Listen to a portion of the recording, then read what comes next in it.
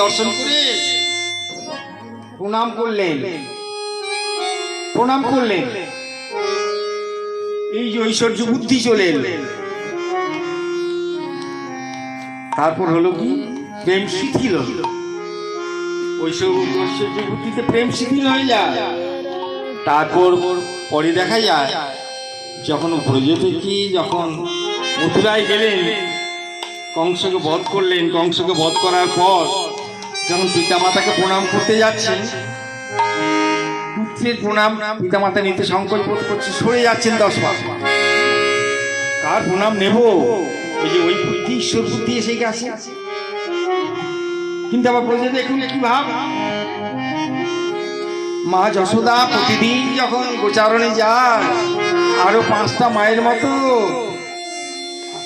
আগে আমরা নিজেদের মঙ্গল কামনার জন্য ভগবানের নাম করি, আর মা যশোদা গোপালের মঙ্গলের জন্য কত রকম করেন।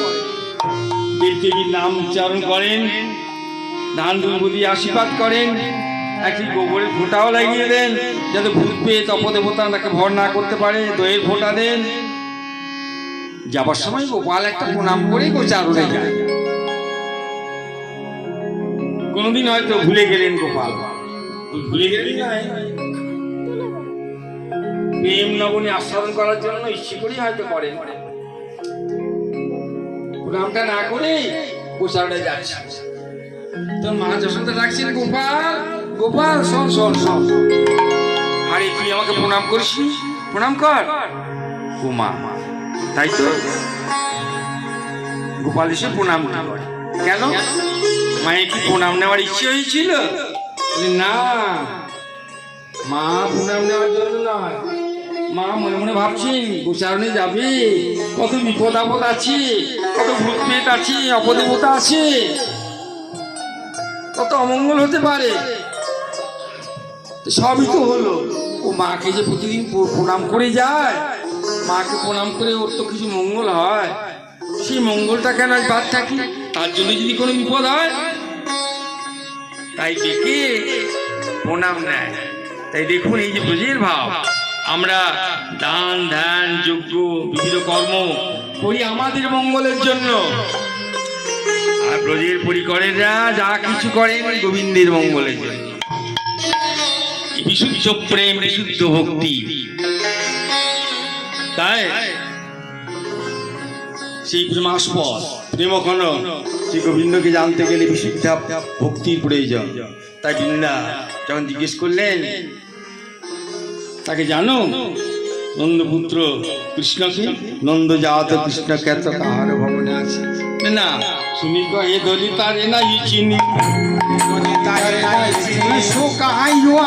তবে হ্যাঁ আমাদের এখানে মথুরার যিনি রাজা আছেন তার নামও কৃষ্ণ, তাকে আমরা যা চিনি সেটা বসুদেব সুত কৃষ্ণ খ্যাত কংস রিপু মাধব। বসুদেব সুত কৃষ্ণ খ্যাত কংস। বলে হ্যাঁ গো, আমি শুনেছি আমাদের সেই রাখালিয়া কানায় এখানে নাকি রাজা সেজে বসে আছে। সই সই কই কই তার দর্শনে মোর আশা। গোকুল আনন্দে কয় সত্র, ওই দেখ উচ্চ বাসা। মথুরাবাসী বললেন, ওই দেখো দূর থেকে দেখা যাচ্ছে, আগো তুমি রাজবাড়ি যাবে।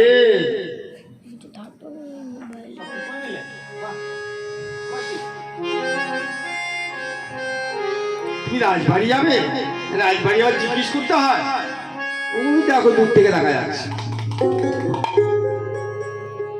আমার বাড়ি তোমার বাড়ি? আসি, তাহলে আমি আসি। শোন শোন, কোথায় যাবি? কোথায়? বললাম তো রাজবাড়ি যাবো, তার সঙ্গে সাক্ষাৎ করবো। উমা সাহস তো কম নয়, তোর সাহসে দেখে লাজে মরি, তোর সাহসে দেখে লাজে মরি, সাহসে দেখে লাজে মরি, সাহস দেখে লাজে মরি। কেমন যাবি কবি কুমারী, সাহসে দেখে লাজে মরি, কেমন যাবি কবি কুমারী, সাহসে দেখে লাজে মরি। আরে গোয়ালিনী, গোপল্লী থেকে এসেছিস, লেখাপড়া তো শিখিস নি।